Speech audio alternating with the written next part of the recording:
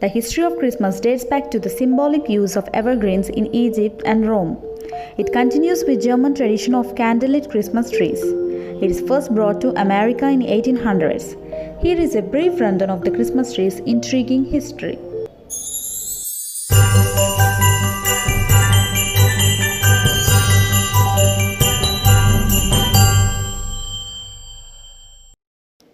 Pagan origins of the Christmas tree. Pagan is a person holding religious beliefs other than those of the main world religions like Christianity, Judaism, and Islam. They believe that nature is sacred. Long before Christianity appeared, people in the northern hemisphere used evergreen plants to decorate their homes, particularly the doors, to celebrate the winter solstice. Evergreens are the plants and trees that remain green all year. On December 21st or December 22nd, the day is the shortest and the night the longest. Traditionally, this time of the year is seen as the return in strength of the sun god who had been weakened during winter, and the evergreen plant served as a reminder that the god would glow again and summer was to be expected. As per history, how did the Christmas start? Ancient Egyptians. The solstice was celebrated by the Egyptians who filled their homes with green palm rushes in honor of their god Ra, who had the head of a hawk and wore the sun as a crown. Northern Europe. In Northern Europe, the Celts decorated their Druid temples with evergreen boughs which signified everlasting life. Vikings.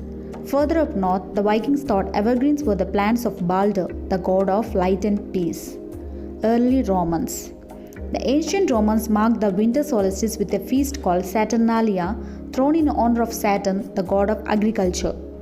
For them, solstice meant that soon farms and orchards would be green and fruitful. To mark their occasion, they decorated their homes and temples with evergreen boughs.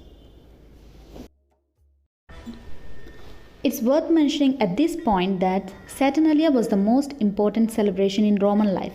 It was a week-long lawless celebration held between 17th and 25th December in which no one could be prosecuted for injuring or killing people, raping, theft, anything usually against the law really.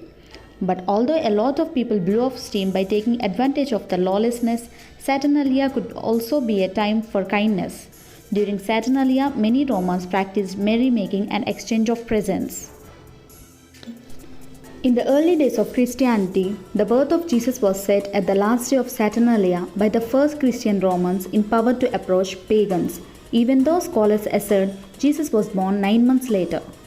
It was a clever political ploy, some say, which in time transformed Saturnalia from a frat party marathon into a meek celebration of the birth of Christ. Nobody is really sure when fig trees were first used as Christmas trees. It probably began about 1000 years ago in Northern Europe. Other early Christmas trees across many parts of Northern Europe were cherry or hawthorn plants that were put into pots and brought inside so they would hopefully flower at Christmas time. The first documented use of a tree at Christmas and New Year celebrations is argued between the cities of Tallinn in Estonia and Riga in Latvia.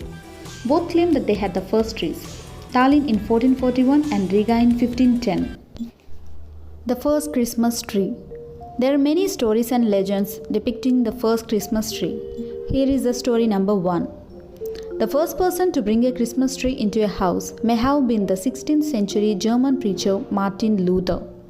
A story is told that one night before Christmas, he was walking through the forest and looked up to see the stars shining through the tree branches.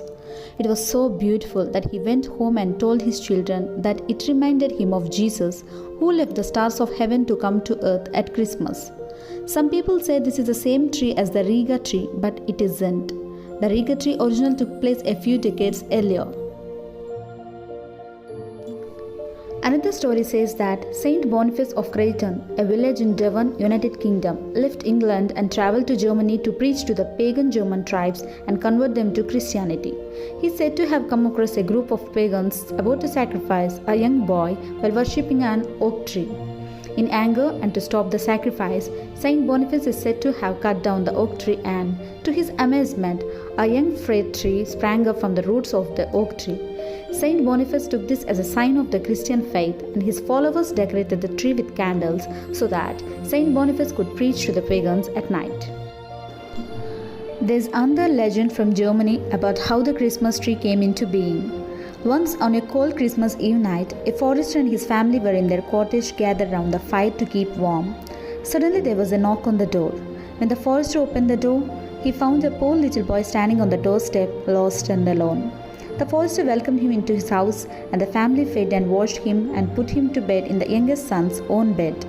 The next morning, Christmas morning, the family were woken up by a choir of angels, and the poor little boy had turned into Jesus, the Christ child. The Christ child went into the front garden of the cottage and broke a branch of a fig tree and gave it to the family as a present to say thank you for looking after him.